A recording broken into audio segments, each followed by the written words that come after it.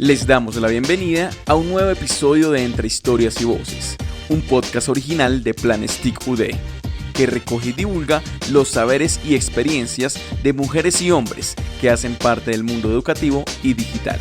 Hoy hablaremos sobre ingeniería y literatura. Hola a todos, bienvenidos a este nuevo episodio de Entre Historias y Voces de Planes TIC y la Universidad Distrital. Hoy, como siempre, estamos en otro episodio más. Estamos con el profe Juan Manuel, que nos va a hablar de dos ramas que pienso yo que son un poco muy diferentes, pero que aquí el profe las logró unir. Profe, ¿cómo está? Bienvenido. Hola, muy bien, muchas gracias. Muy agradecido por la invitación y muy contento por compartir este espacio con ustedes y con toda la gente que nos está escuchando y viendo. Bueno, estamos en la sede de la Facultad Tecnológica. Y profe, nos contabas que tú dictas clase aquí por la noche. Yo dicto clase acá, yo soy profesor catedrático de la carrera de Ingeniería en Telemática y muy chévere acá con los estudiantes, ya con lo que vamos de pronto a charlar, vamos a identificar ciertos asuntos bonitos que hay acá con esta sede, con la universidad, porque yo también soy egresado de la maestría de la universidad. Entonces, pues, no sé, tengo la universidad como en el corazón también. Listo.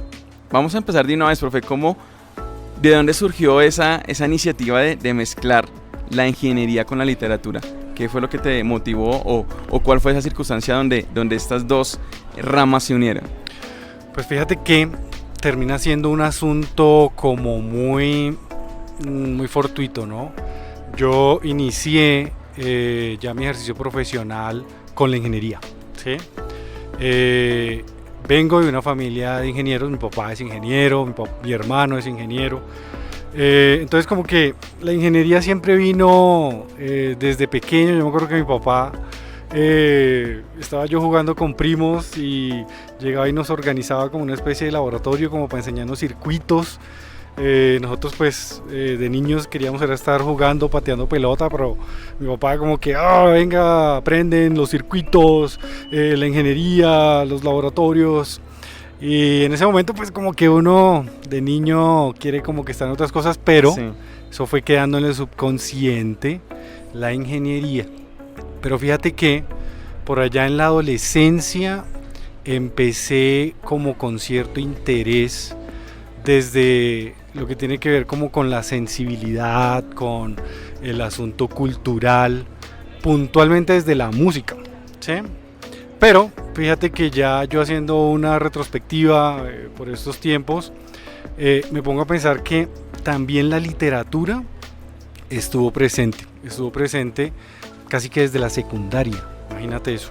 Entonces no sé, yo creo que finalmente como que el devenir de la vida me fue llevando hasta el punto en el que ya mi necesidad vital hizo que esos dos como mundos que en apariencia parecen como tan distantes terminaran confluyendo. Entonces yo creo que fue como el asunto ya de hacia donde me fue llevando la vida, ¿sí me entiendes? Como intereses personales, profesionales, hasta espirituales, ¿sí?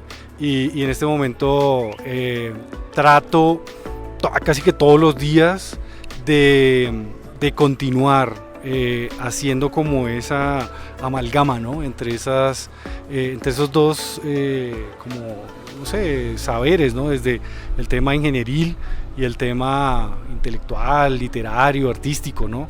Que fíjate que pareciera que no, pero tienen ciertos puntos en común.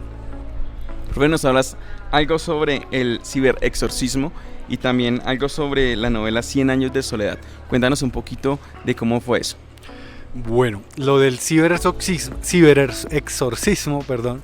ese es el título de una crónica con la que gané el premio de literatura de la Universidad Industrial de Santander, la UIS, un premio que es supremamente prestigioso, que han ganado escritores que admiro mucho, como por ejemplo Andrés Mauricio Muñoz, como por ejemplo Daniel Ángel también lo ha ganado, escritores que pues para mí son referentes del panorama cultural colombiano. Y pues cuando yo me enteré que pues me fui ganador, ¿no? de esa crónica, de ese premio, ¿no?, de literatura, con esa crónica.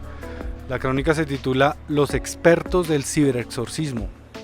Pucha, para mí fue una alegría impresionante. Y resulta que esa crónica o ese asunto del ciberexorcismo surge precisamente de esto que estamos charlando, de como esa necesidad tan fuerte que siento dentro de mí de conciliar esos dos mundos, el mundo tan importante de la ingeniería con ese otro mundo también tan importante que es el de la cultura, el del arte, ¿sí? Y de ahí surgió pues esa crónica bonita que de pronto pues más adelante vamos a hablar de ella.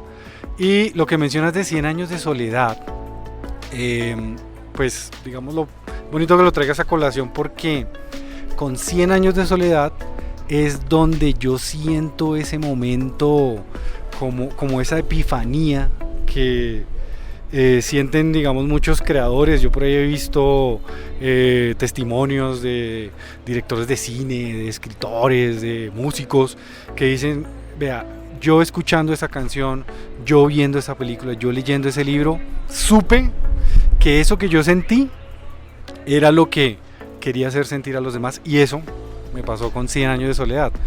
Un libro que para mí termina siendo fundamental. García Márquez para mí es uno de los escritores de la historia universal de las letras más importantes, ¿no? Y para mí es un referente muy muy muy importante, y terminó siendo tan importante que cuando ya en serio me empecé a aventurar con la literatura, que fue construyendo una novela que se terminó titulando Cenizas de Costa Verde.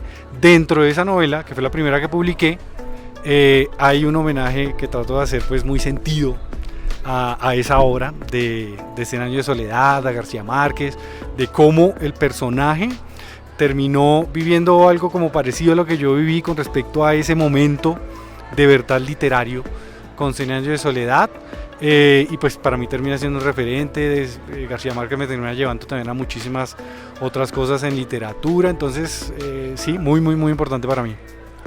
Profe, ¿cómo es una clase y cómo esa visión de la literatura y de todo se adopta un poco a la enseñanza de tus estudiantes y en el aula? ¿Cómo es una clase, no sé, uniendo estas dos ramas?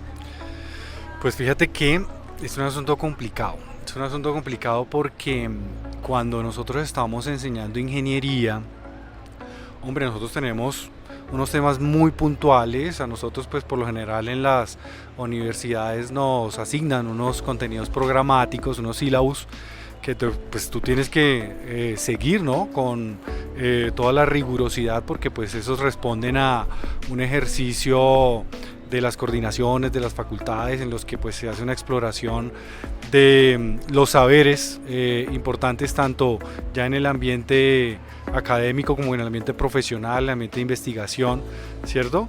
Y pues no es un secreto que la ingeniería, dedicarse solamente, digamos, a una materia ingenieril, pues abarca bastante tiempo, desde lo que tiene que ver con tus prácticas, cómo tú tienes que desarrollarlas, ya los fundamentos matemáticos que también son tan importantes, ya el quehacer ingenieril como tal te abarca muchísimo tiempo. Entonces como que esa necesidad de que la literatura, desde la importancia que yo le veía, ¿sí?, también desde mi rol como ingeniero, pero también desde mi rol como literato, hombre, yo sentía que también podía aportar, ¿sí? Pero yo tampoco quería quedar como, no, ese ingeniero excéntrico que nos viene aquí a enseñar un poco de cosas de Shakespeare que no tienen nada que ver con lo que estamos nosotros trabajando. Entonces fíjate que termina siendo un ejercicio para mí bastante retador, para los estudiantes termina siendo un asunto innovador, pero también yo tengo que ser muy un poquito respetuoso, ¿no?, también con el saber científico, ¿sí?, de que por involucrarme con algo que yo considero importante desde la literatura no deje de lado digamos el núcleo de saber específico, digamos, de la asignatura. Entonces fíjate que todo terminó siendo muy orgánico, ¿sí? Y todo ese proceso es el que de alguna manera terminé como describiendo en la crónica que te digo que terminó siendo ganadora del concurso de la UIS. Pero fíjate que termina siendo muy orgánico, pero a la vez me di cuenta, hombre, que la literatura te da muchas posibilidades. Yo me acuerdo, y esto lo mencionó ahí en la crónica, que la primera asignatura en la que yo vi como que fue, pucha, hay campo para poder hacerlo, es con una que me asignaron precisamente aquí en la universidad, hace tiempo, ya no la tengo, fue una asignatura que se llamaba bioingeniería. Y resulta que yo me di cuenta que había un componente dentro de la asignatura que era la bioética. Y yo dije, venga, ¿por qué no empezamos a experimentar con una distopía? Con Brave New World, un mundo feliz. Quizás uno de los referentes más importantes de este asunto de la ética y la ingeniería y cómo todo eso termina confluyendo, ¿sí? Eso pues me abrió un pocotón de espectro, un pocotón de cosas, y ya después empecé integrando más cosas, pero sí tengo que reconocer que me toca también ser, o sea, muy quirúrgico, ¿sí? Para que no se sienta una cosa impuesta como por la fuerza, pero también termine siendo una cosa fluida, muy natural, y que lo que de pronto yo considere que es relevante desde la conexión, ¿no?, de esos dos mundos, hombre, termine siendo algo significativo tanto para los estudiantes como para mí, ¿sí? Hablando de esto, nos hablas también un poquito de lo subjetivo, y el objetivo, ¿por qué es tan importante que los estudiantes puedan entender esto y puedan también entender esa sensibilidad en cuanto al entorno? Claro. Sí, mira que ese es básicamente el objetivo primordial que yo intento pues promulgar, ¿no?, con este ejercicio que intento hacer de digamos este panorama literario. Es que para mí la literatura es digamos una forma de expresión como tan importante para el ser humano, ¿sí?, que me parece que no puede dejarse de lado para cualquier saber, ¿sí? Así sea pues el saber científico al que pues nosotros pues nos referimos cuando hablamos por ejemplo de ingeniería, ¿sí? Pero a mí me parece que las humanidades, el ser, ¿sí?, el sentir, el tú ser consciente de tu importancia dentro de un entorno, de cómo tú puedes ser sensible con las necesidades desde una distinta comunidad, y cómo eso a través de tu saber científico puede llevarte a cosas mucho más importantes que simplemente, no sé, ganar billete, ¿sí? Sino tratar de encontrar como un propósito más elevado, y a mí me parece que la literatura es una herramienta fundamental para poder hallar como ese propósito y poder hacer que nuestro saber científico, nuestro saber ingenieril realmente pueda encontrar pues digamos una relevancia, ¿no?, desde un entorno. Pues es importante, ¿no? Fíjate, ahorita con el asunto de la IA, con el asunto de la ingeniería, pues nos damos cuenta de la importancia, ¿no?, de la tecnología, de la ingeniería. Pero también es muy importante que ese ingeniero tenga una noción también clara de cómo puede ayudar a los demás, cómo puede de pronto elevar su espíritu, elevar su noción intelectual, ¿sí? No solamente concentrarnos en los números, en que esto funciona, en que nuestro protocolo de pruebas pasa de acuerdo a los requisitos funcionales del cliente, no, sino que podamos ir más allá, podamos también alimentarnos nosotros mismos, y me parece que la literatura termina siendo una cosa, un complemento fundamental, no solamente para el saber ingeniería, me parece que para prácticamente cualquier rama del conocimiento, en investigación, en ya producción, en alguna sociedad, no sé. Entonces pues todo eso, fíjate que termina también siendo un asunto como ya muy orgánico, ¿no? Volviendo un poquito a la crónica, ¿cómo surge la idea de hacer la crónica? ¿Y cuál fue como esos desafíos que encontraste cuando en el transcurso en que se fue realizando? Bueno, pues eso de pronto va ligado un poquito más como a mi proceso creativo desde el aspecto literario, ¿sí? Resulta que yo me muevo mucho por como sensaciones, ¿sí? Lo que de pronto en algún momento me llegue a generar algún tipo de inquietud, de emoción, yo como que por ahí lo cojo, lo guardo, lo empiezo a desarrollar, lo empiezo a pensar, y de ahí terminan saliendo pues cosas, obras, no sé, libros, crónicas, lo que sea. En el caso puntual de esta crónica, fíjate que yo me enteré de la convocatoria. Bueno, me hicieron la invitación de allá de la UIS. Ellos envían correos. Me llegó un correo que ven, ya tenemos abierta esta convocatoria para el concurso nacional de literatura. Este año va a ser en modalidad crónica. Y ellos ponían un tema general, ¿sí? El tema general de este concurso era la cultura en las universidades, ¿sí? Okay. Entonces yo me acuerdo que yo duré como unos, no sé, ¿qué te digo yo? Unos 6 meses pensando.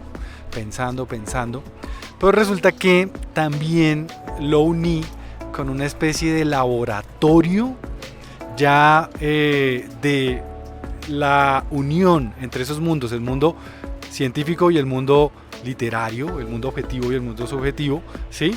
Pero ya concreto, con unos estudiantes, con unos resultados, con que yo pueda evidenciar, venga, sí, yo estoy viendo que aquí puede salir algo interesante.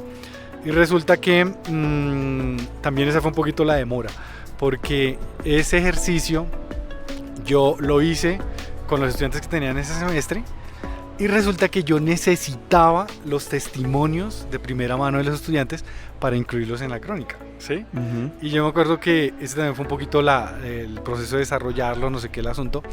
Y yo dije, pucha, este tema de la cultura en las universidades es prácticamente lo que yo estoy haciendo, ¿sí? Entonces lo que yo hice fue construir un relato, digamos, muy honesto, un relato que trató de ser pues auténtico, de mis experiencias como ingeniero. Yo me pongo ahí un poquito pretencioso, ahí en partes de la crónica me nombro como un ingeniero humanista. Pero fíjate que todo eso lo trato de argumentar como con esa preocupación, ¿sí? De cómo, si a mí yo siento que me ha aportado tanta literatura, desde también mi perfil de ingeniero, yo también siento que eso puede ayudarle, ¿no?, al perfil integral que se busca desde las universidades con los ingenieros.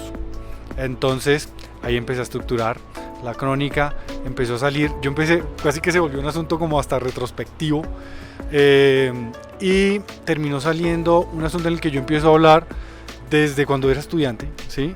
Y de lo que yo percibía de la cultura en las facultades de ingeniería. Me metía con el asunto pues de lo que uno siempre encuentra en las universidades, que es el tema de bienestar estudiantil, ¿cierto? Que pues termina siendo muy un área, digamos, fundamental, ¿no?, para el tema del desarrollo cultural dentro de una universidad.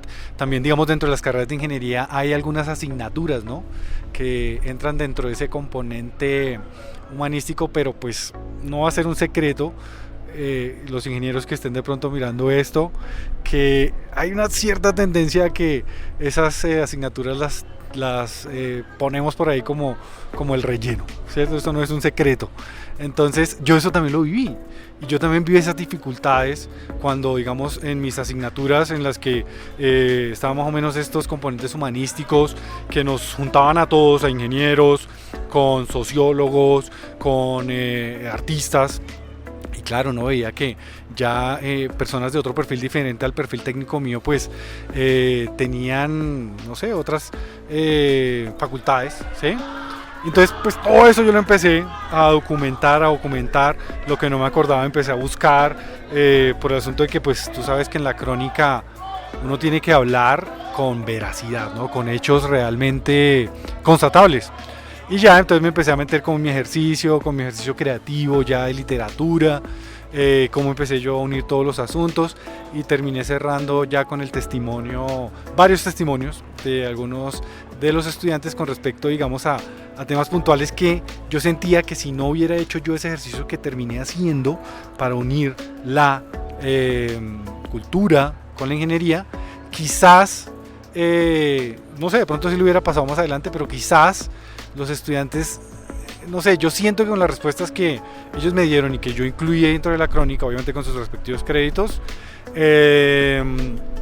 no sé, no estoy tan seguro que se hubiera despertado como eso que yo siento que se despertó, desde esa noción humanística en los estudiantes de ingeniería. Hablando un poquito de esos estudiantes, en tu crónica nos hablas de que muchos estudiantes están como muy ajenos a esta parte de la cultura. ¿Cómo haces para que los estudiantes cambien de alguna u otra manera? ¿Y cómo lo utilizas en tus clases? ¿Cómo qué estrategias usas para que precisamente no sean tan ajenos a esta parte cultural? Pues fíjate que eso depende, porque yo creo que como con todo, ¿no? Yo a veces cuando tengo las conferencias, sobre todo de literatura, a veces me enfrento obviamente a una diversidad impresionante de públicos, ¿sí? Entonces, en ese sentido, yo creo que también es importante reconocer el auditorio para intentar construir un ejercicio lo más enriquecedor posible. Entonces, digamos, he tenido el chance, desde que me estoy dedicando a la docencia, a la investigación, de reconocer muchos entornos educativos, muchos tipos de estudiantes. Estudiantes, digamos, en asuntos de técnicos profesional, asuntos de ya ingeniería, digamos, en universidades privadas, en universidades públicas, ¿sí? Todo esto también lo desgloso en la crónica.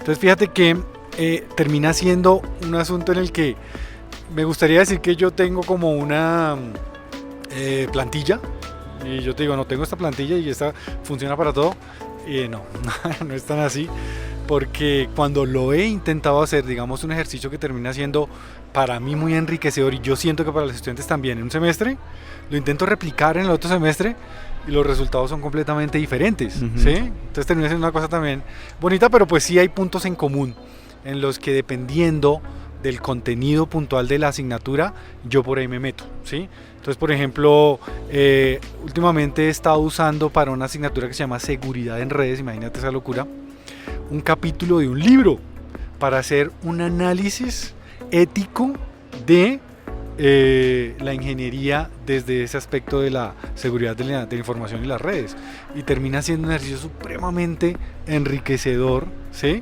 Pero también es muy bonito ver las respuestas diferentes conforme, digamos, voy cambiando. Y otro ejercicio que también he intentado hacer, eso también depende de como las directrices. Hay otra universidad en la que también laboro, en la que se hace un ejercicio quizás un poquito más exhaustivo desde el asunto de la lectura, ¿sí? Aquí en la universidad yo siento que los estudiantes, aquí en la distrital, en la universidad pública, los estudiantes yo siento que son un poquito como activos, como que están así inquietos con el asunto intelectual, lo he notado mucho. Yo a veces a los estudiantes les cuento, no, que tengo esta conferencia de esta novela, varios me acompañan, es una cosa muy bonita, muy chévere con los estudiantes. Me he dado cuenta con los estudiantes de este tipo de universidad pública, no sé por qué. Yo siento como que hay una afinidad bonita con el tema cultural. Pero en otras universidades, por ejemplo, que ya hay como directrices un poco más formales con el tema de la lectura, pero lo dejan un poquito más a discreción del profesor. Entonces hay profesores que, digamos, lo hacen, no sé, como que, listo, les pongo esta lectura para que salgamos del asunto y listo. Pero yo ahí como que aprovecho ese huequito que me dan, y yo ahí empiezo a experimentar, ¿sí? Entonces, por ejemplo, este semestre, ¿sabes qué me puse a hacerles leer? Crónicas de conflicto, crónicas de minas antipersona y crónicas de, bueno, esa fue por un lado, y por otro lado de nuestra idiosincrasia. Hay una crónica muy bonita que le hacen a Emiliano Zuleta, no sé si de pronto la han visto por ahí, se llama El Viejo Mile. Es una crónica de Alberto Salcedo Ramos preciosa, que pues en estos tiempos tan políticamente correctos uno llega y la mira y dice, pucha, ese tipo era una cosa machista, terrible, la mujer por allá relegada. Y fíjate que precisamente ese tipo de lecturas que de entrada yo siento que van a chocar por los tiempos, son las que más propician discusión y termina siendo una cosa supremamente bonita con el perfil del estudiante que estudia ingeniería. Sí, bueno, valga la redundancia, el estudiante de ingeniería, ¿no? Entonces termina también siendo una cosa muy enriquecedora, muy bonita. Entonces fíjate que todo termina dependiendo de los contenidos que te asignan, de los estudiantes, del tipo de entorno, pero pues yo sí trato de que el ejercicio trate de ser también lo más enriquecedor posible, tanto por los estudiantes como para mí. Hablando un poquito de esta parte de la cultura, ¿cómo crees que la cultura juega un papel importante en los desafíos actuales en un mundo como tan digital? ¿Y cómo crees que los riesgos de la inteligencia artificial y la desconexión emocional afectan?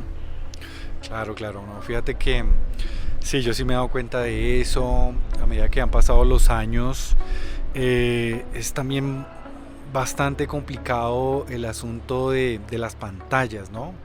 Fíjate que hace poco estuve en una conferencia en Edutecnia, que eso lo hacen por allá en Corferias, y hubo una conferencia muy bonita en la que se hablaba de desmitificar la IA desde ese entorno educativo.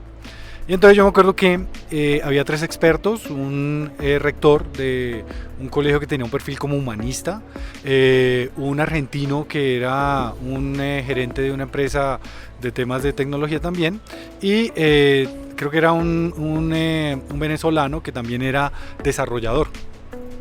Y la discusión que propuso el rector me pareció muy bonita, desde 3 perspectivas de lo que nosotros podríamos llegar a asociar culturalmente como IA. Entonces llegaba y hablaba, vea, pongamos los escenarios de 3, yo creo que personajes icónicos desde lo que tiene que ver, digamos, culturalmente, en, digamos, una noción básica de IA que yo creo que todos reconocemos, desde Guerra de las Galaxias, desde Star Trek y desde Terminator. Entonces él decía, ¿qué encontramos nosotros en Guerra de las Galaxias? A R2D2 y a 3CPO, ¿cierto? Los dispositivos creados prácticamente como inteligencia artificial, bueno, nosotros sabemos que eran actores que estaban ahí detrás, ¿cierto? Sí. Pero la noción era que eran herramientas, ¿cierto? Que eran totalmente a disposición de las necesidades del ser humano, ¿cierto? Desde el tema del C-3PO, que era el traductor, ¿no? El que tenía los pocotones de lenguaje, y el Arturito, que era como el más multifacético, ¿cierto? Esa era una noción de la IA. La otra noción de la IA desde Star Trek era con Data, ¿sí? Que también tenía esa misma noción, pero al momento en el que lo ponían a pilotear la nave, a hacer el duro, perdía el año, ¿cierto? Como que ese tipo de inteligencia artificial que sí ayuda, pero quiere ir más allá, pero ya cuando lo enfrentamos a un escenario en el que realmente digamos todo lo que un ser humano puede llegar a proporcionar, a entregar un entorno, pues se bloquea, se paniquea. Y la otra, pues el tema del, lo que tú acabas de decir, el tema del riesgo, el tema de la amenaza, con el asunto ya prospectivo, desolador, que trata de popularizar Hollywood con el Terminator. Bueno, aunque el giro del Terminator 1 al Terminator 2 es una cosa también chévere, ¿no? Pero la amenaza, ¿cierto? Entonces fíjate que... El apocalipsis. El apocalipsis, exactamente, el apocalipsis. Pero entonces fíjate que a mí me quedaba una noción de que pues todos los argumentos que daban ellos allá me parecían argumentos supremamente conscientes. Básicamente hablaban de la importancia de reconocer la IA como la herramienta, ¿cierto? Como la herramienta para que nosotros quizás podamos llegar a alcanzar nuestro máximo potencial como especie, ¿sí? Pero yo decía, pucha, todo lo que están diciendo allá me parece que sí, es lo que es. Pero yo me ponía a mirar el público y yo casi no veía, digamos, estudiantes, jóvenes, ¿sí? Y yo me puse a pensar, porque yo trato de asistir mucho a ese tipo de conferencias, y yo decía, pucha, los estudiantes son de pronto tan, o los jóvenes tienen de pronto tan clara esa noción de que hay un mundo afuera de esas pantallas, de qué es lo que nos está haciendo a nosotros como especie, esa inmersión. Por ahí está rodando, no sé si lo has visto, un meme, creo que es, en el que está en como una especie de estación de tren, en una sillita así como esta, una especie de androide está leyendo y un androide robot chiquito, un androide chiquito está dibujando, mientras todas las personas, una infinidad de personas, está pasando con la pantalla, ¿sí? Es como si los roles se hubieran intercambiado. Y es una cosa supremamente preocupante porque uno mira eso y es la realidad. Tú te montas en el Transmilenio y absolutamente todo el mundo, por no decir muy pocos, no están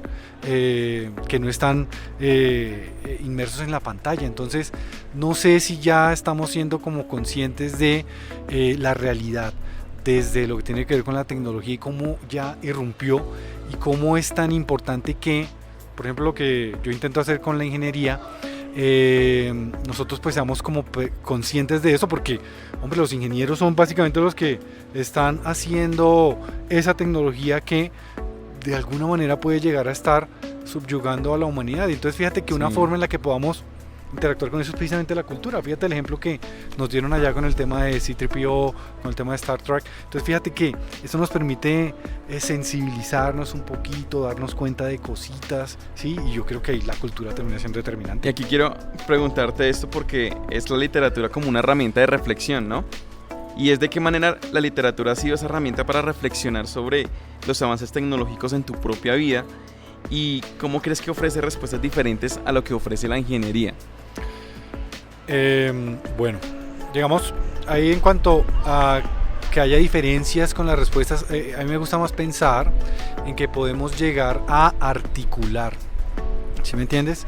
A que no pensemos en la ingeniería y en la ciencia como algo por allá que pues solamente tiene que estar pendiente de que los requisitos se solucionen, de que podamos alcanzar el punto de equilibrio desde lo que tiene que ver con la inversión, desde que no sé, la metodología de investigación, y que pues la importancia también de la sensibilidad, de la reflexión de la cultura también esté por otro lado. Y me gusta pensar que podemos todos como humanidad, también en universidad, profesionales, los que estén estudiando, los que no sean profesionales, simplemente los que tengan cierto interés del devenir de nosotros como humanidad, hombre, de la importancia de que esos saberes se articulen, ¿sí?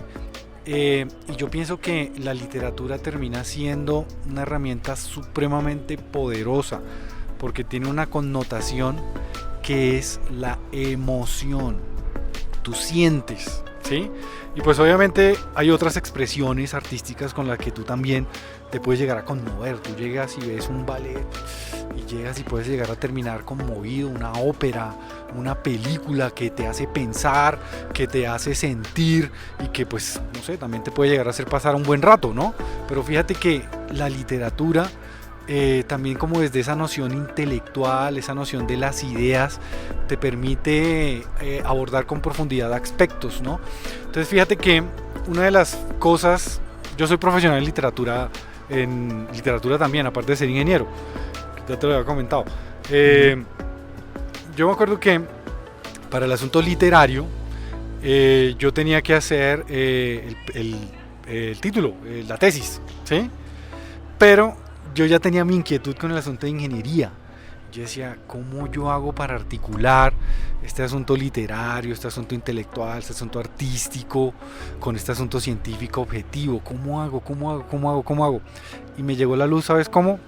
Con un curso de IDARTES que hice, maravilloso, que lo hicimos con una profesional de estudios literarios que se llama Mariana Vargas Fetti, una profesional también maravillosa. Era un curso virtual de distopías. En ese curso se profundizó las tres obras clásicas, acerca de las tres obras clásicas. Brave New World, Fahrenheit 430, bueno, Fahrenheit con la temperatura no me acuerdo exactamente, y la otra clásica es 1984, ¿sí? Y resulta que yo dije, oiga, por ahí es donde voy a relacionar mi asunto de esta reflexión artística, literaria, intelectual con la tecnología, con la ingeniería, con las distopías. Y ahí fue. Entonces el trabajo de investigación que terminé haciendo fue el análisis crítico de una obra colombiana. Fíjate que uno como que no está muy al tanto de la ciencia ficción, de la distopía acá en nuestro país, y resulta que hay exponentes muy buenos en cuanto a ciencia ficción, en cuanto a distopía, ¿sí?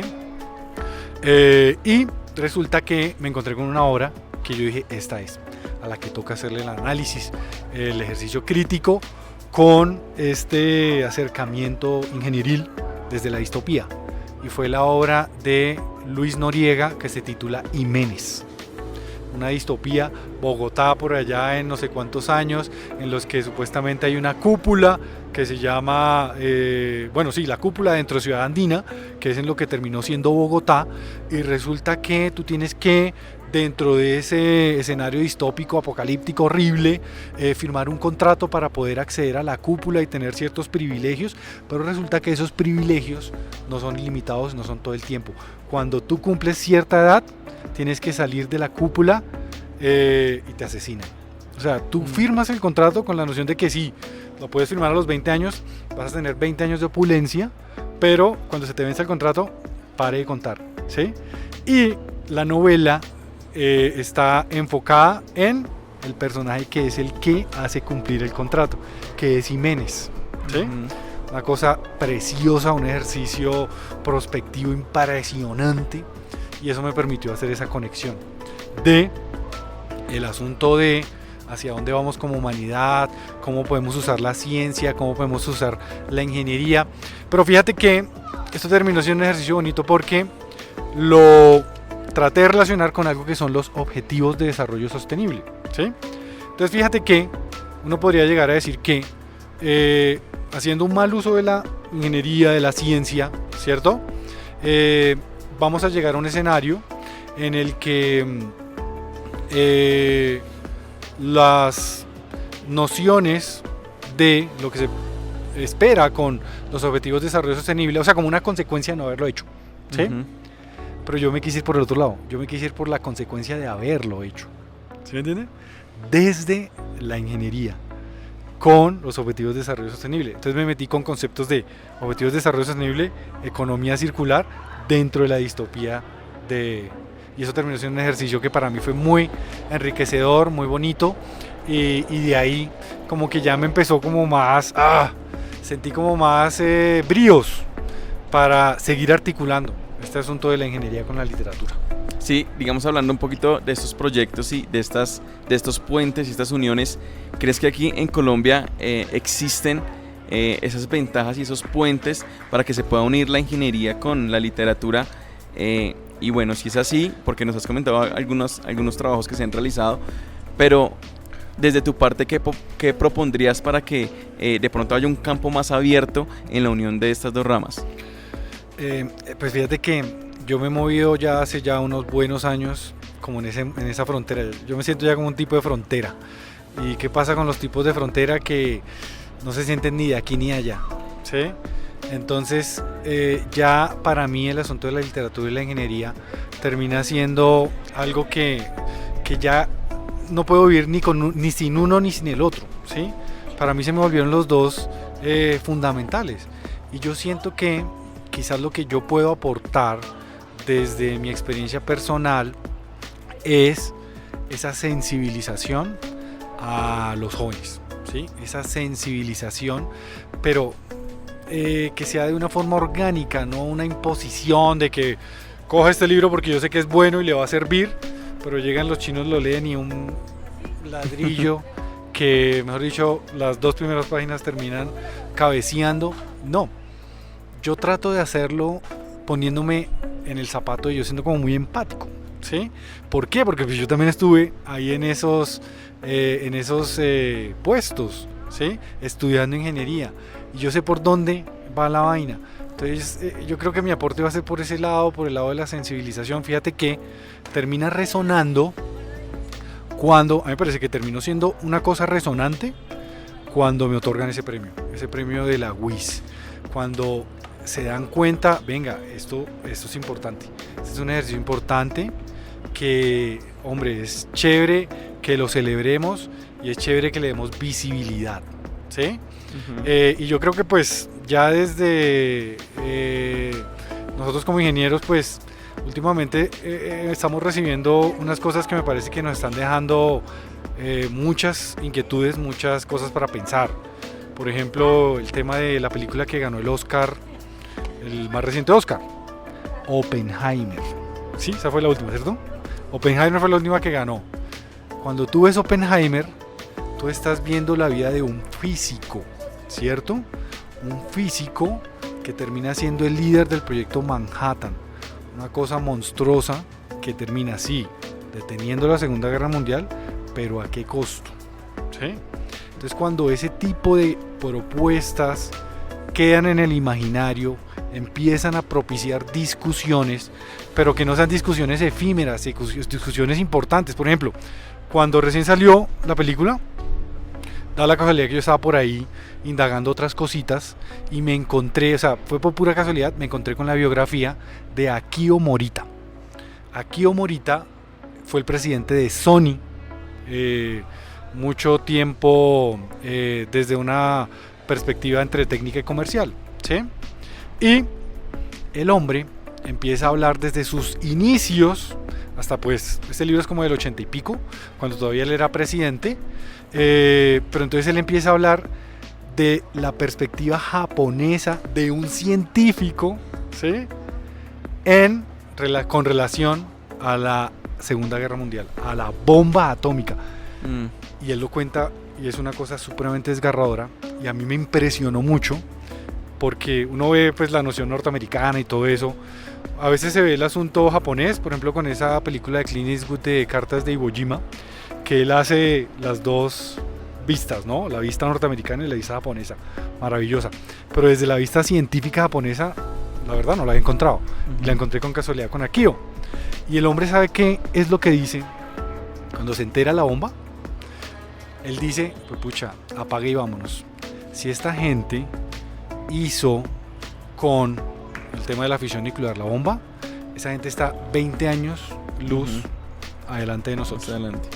Y yo decía, hombre, que un científico tenga esa noción, que la noción instintiva del científico sea esa, desde Japón, desde lo que son las víctimas, para mí terminó siendo una cosa supremamente inquietante. Entonces pues fíjate que todo este tipo de discusiones termina siendo muy bonito que se estén dando, todo este tema que está pasando con lo de la IA. Me parece que es chévere que se esté hablando de eso, pero que no se quede en memes o de pronto en conversaciones de minutos en YouTube. Por ejemplo, esto me parece que es muy significativo, muy bonito, y tratar de que continúe, de que de pronto involucremos también legislación, de tema gubernamental, la academia, ¿no? La academia, lo bonito que yo siento de la academia es que te da esas libertades, ¿sí? Entonces yo estoy tratando de articular eso, los resultados los estoy sintiendo y me ha parecido muy bonito que siento esa inquietud de la academia. Entonces también toca involucrar todos los actores, toca involucrar también las empresas, el gobierno, las entidades de regulación, pero que eso no se quede como una discusión efímera, sino que sea una discusión de la que salgan cosas y que también, digamos, nosotros como ingenieros que estamos tan atentos al resultado, que también puedan lograrse cosas concretas, ¿sí? Quería preguntar también un poquito de cómo las TIC son tan fundamental y cómo se pueden complementar precisamente en la enseñanza y también en la literatura como en la educación superior. Claro. Yo desde lo que me toca, bueno, es que con el tema de ingeniería quizás también termina siendo un asunto muy orgánico el que tú dentro de las clases tengas que tener pues una noción muy clara de las herramientas en tecnología, porque tú haces uso de plataformas, tú haces uso de lenguajes de programación, tú haces uso de metodologías rigurosas de investigación, de resultados concretos, tangibles, medibles, ¿cierto? Entonces como que uno tenga que usar las TIC en nuestras sesiones de ingeniería, pues termina siendo un asunto como orgánico, o sea, como que raro sería que no se usaran. Uh-huh. Pero desde mi perspectiva, lo que sí es un poquito más complejo es el componente humanístico. Y yo me imagino, ahí sí estoy especulando, me imagino que pues por el otro lado también puede llegar a ser complejo que tú veas el escenario de las TIC, digamos, en ese tipo de saberes, ¿sí? Aunque yo creo que se puede llegar a hacer, ¿no? Me imagino, ahorita con tantas herramientas que hay, en las que, pues, no sé, con el tema de lo de la IA, que tú prácticamente puedes hacer un cortometraje simplemente dándole unas instrucciones a un PromptPT, ¿sí? O crear el tema de la música, o bueno, ya como tú hagas uso de esas herramientas. Pero aquí fíjate que termina siendo también muy clara la noción de tecnología como herramienta, ¿sí? Una herramienta para tratar de encontrar un objetivo o algo de pronto que como humanidad nos permita, no sé, elevarnos, ¿sí? Estar un poquito más cerca de la búsqueda que todos en nuestra vida, en nuestro recorrido vital, intentamos hacer. Se dice por allá en el asunto Zen de que tú en la vida tienes la oportunidad de tratar de encontrar esa iluminación dentro de tu quehacer, dentro de algo más allá de simplemente estar pendientes de nociones básicas fundamentales, ¿sí? Entonces pensaría yo que la forma en la que nosotros podríamos hacer eso es primero teniendo una total claridad de la importancia de TIC como herramienta, ¿sí? Pero también tratando de explorar y tratando de tener como, no sé, ese norte con respecto a ese propósito elevado, a cómo nosotros podemos aportar como especie, como humanidad, que nos pongamos a pensar en este momento y pensemos, bueno, hace 10 años, cuando no estaban las redes sociales, cuando no teníamos el smartphone, interactuábamos más, interactuábamos menos, la sociedad cómo era, ¿sí? Ahorita el asunto de los nativos digitales, de pronto yo pues tengo el chance de que estuve muy atrás del tema de la tecnología. O sea, yo empecé con el Viper, imagínate esa locura. Del Viper pasé al celular, del celular chiquitico que solamente era voz. Ya después empezamos a mirar en tecnologías, empezamos también a enviar datos. Empecé también con el asunto de en el momento que las altas gamas eran por los lados del BlackBerry, y era el asunto de dame tu PIN, y que solo el PIN era la posibilidad de que pudiera haber como esa interacción en tiempo real con mensajes de texto. Pero ya después todo eso lo voló, el tema de WhatsApp, el tema de la convergencia. Entonces fíjate que yo de alguna manera también he sido afortunado de vivir todo ese proceso en ingeniería. Yo soy ingeniero de telecomunicaciones y yo también trato de hacer énfasis en eso a los estudiantes desde la sensibilización, ¿sí? De realmente cómo nosotros podemos aportar como especie, como humanidad para, tratar de encontrar algo que realmente sea significativo para nosotros en conjunto, y pues también para nuestro ejercicio individual, nuestro ejercicio personal. Muy interesante, profe, ya para finalizar, porque se nos fue un poquito el tiempo. Hablando de estas generaciones, ¿qué consejo le das a aquellas generaciones que de alguna u otra manera quieren mezclar, se puede decir que dos ramas totalmente diferentes, pero que si nos damos cuenta al final son muy importantes que estén, y cómo es tan importante ser multidisciplinario en el futuro en diferentes ramas? Claro. Fíjate que yo te comentaba que estaba haciendo un ejercicio de una crónica ahorita de mujeres en ingeniería, ¿sí? Y me topé en uno de los testimonios que estoy recopilando, me topé con una colega, es una ingeniera ambiental, que da la casualidad que yo soy ingeniero y literato. Resulta que ella es ingeniera y antropóloga. Una mezcla que también termina siendo rara como la mía. Pero fíjate que ella es ingeniera ambiental, y ella lo argumentaba muy bien de que pues terminaban siendo materias que terminaban complementándose mucho. Ella tenía unos procesos de investigación preciosos. Entonces yo le preguntaba eso, ¿tú realmente crees que el asunto de este conocimiento humanístico, las humanidades, la antropología, la literatura, son importantes para el quehacer ingeniería, para el quehacer ingenieril, para la ingeniería? Y prácticamente le faltó levantarse la mente y decir, pero por favor, claro que sí. Y yo estaba totalmente de acuerdo con ella. Resulta que las humanidades me parece a mí que tienen que ser transversales para cualquier saber, ¿sí? Y nosotros promulgamos desde la academia el profesional integral, ¿cierto? Uh-huh. Y fíjate que está ese interés, ¿no? Uno lo nota, por ejemplo, con lo que le comentaba ahorita de las asignaturas, las materias en las que tú tienes que ver ese componente humanístico, pero ya viéndolo desde mi perfil, de un perfil ya formado desde las letras y un perfil formado desde la ingeniería, hombre, ya me di cuenta que eso te abre a ti el mundo, eso te da criterio, eso te da perspectiva, te permite como cuestionar cositas que de pronto antes como que se te pasaban por alto. Entonces yo pienso que termina siendo muy muy importante ese asunto que tú dices de como esa ser multidisciplinar, desde ese componente. Yo pienso que ese componente es muy importante, que no lo echemos, el componente humanístico de las humanidades, no lo echemos de pronto, no, que esa es materia de relleno, no.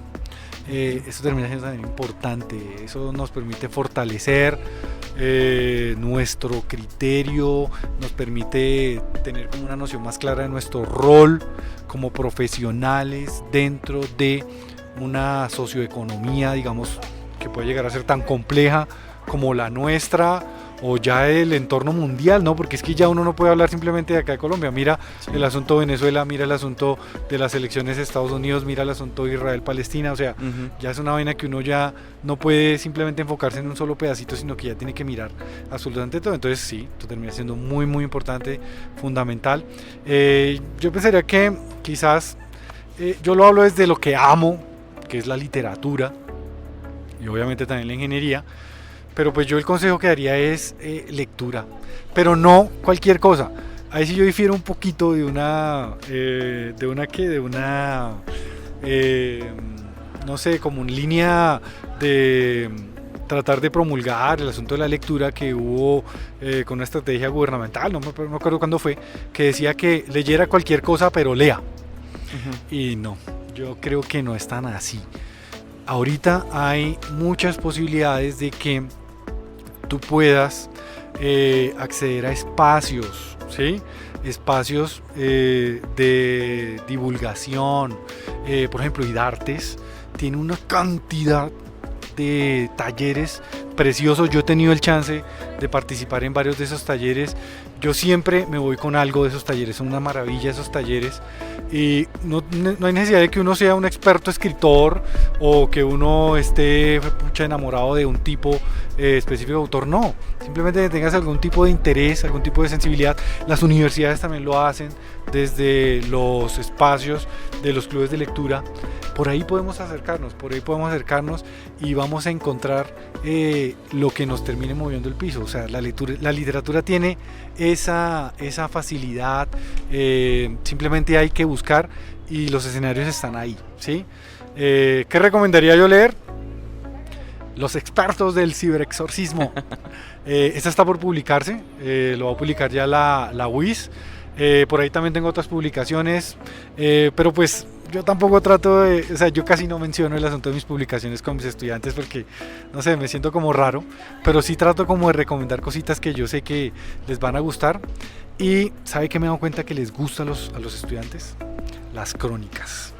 Las crónicas me parece que tienen cierto gusto los estudiantes, desde, no sé, como que te entreguen con herramientas literarias asuntos reales, asuntos críticos que te terminen moviendo. Por ejemplo, con la crónica que te comento de las minas antipersona, una de las estudiantes que hizo pues el ejercicio que propuse, casi que me habló llorando que, o sea, que le había tocado muchas fibras esa crónica. Es una crónica en la que, digamos, desde distintos perfiles se habla de lo complejo, ¿no? De víctima, ¿sí? desde lo que tiene que ver con las minas antipersona. Entonces ese tipo de ejercicios termina siendo también muy enriquecedor, muy bonito, pero sí, que se acerquen a la literatura está ahí, es una expresión, una manifestación artística de expresión maravillosa y que ofrece mucho. Profe, muchas gracias por ese espacio, gracias a todos por estar conectados, qué buena charla, qué tan importante eso de unir diferentes ramas que al final de cuentas uno dice es necesario, ¿no? Sí. Y que al final el futuro también va a demandar que no solamente las personas se especialicen en una sola cosa, sino en varias ramas. Sí. Gracias a ustedes por estar conectados, gracias profe por aportar esos espacios. A ustedes. Y bueno, nos vemos en el próximo episodio de Entre Historias y Voces, aquí en Planestic, la Universidad Distrital.